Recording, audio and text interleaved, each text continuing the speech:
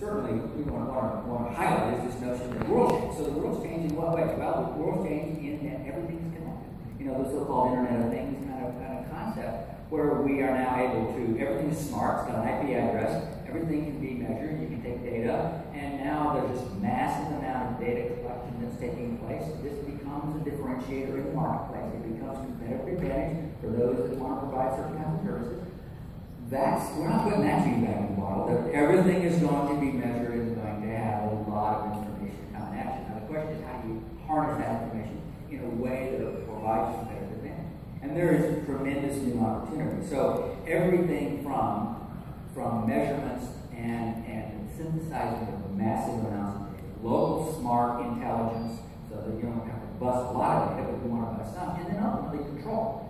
So when now you're in a position where in the old world where we have very centralized, kind of vertically integrated, command and control from one source, to the endpoint, very linear, very sequential, that's not the future. The future, in not just the energy sector, but in other sectors, is changing dramatically.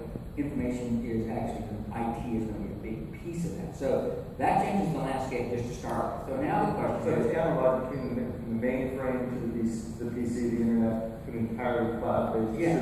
So now you got the mobile device that is your access to that, which has the power of most of the mainframes that I grew up with. So as a consequence of that new order, that new world, you can now think about a new approach to the way you're going to offer energy services. And that leads us to this notion of what does that future look like?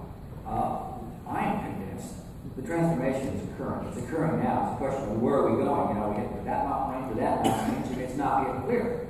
The pace of change is one uncertain variable, and the extent of change in the short term that we will engineer either by policy or by markets will also be another variable. And I think on those axes, you can begin to think about where futures lie. There's an incremental future that says we're kind of okay the way we are, and let's just kind of improve on that. There's another one that says, no, we really care about carbon emissions, let's restructure ourselves and change that.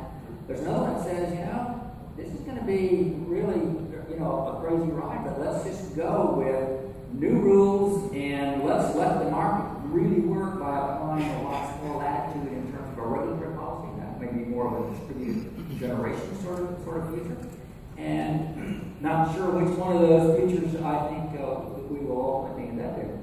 But I think the amount of innovation out there is incredible, and the ones that we choose to pursue are that's really our choice. We can do that, and that's kind of exciting. If I should follow up,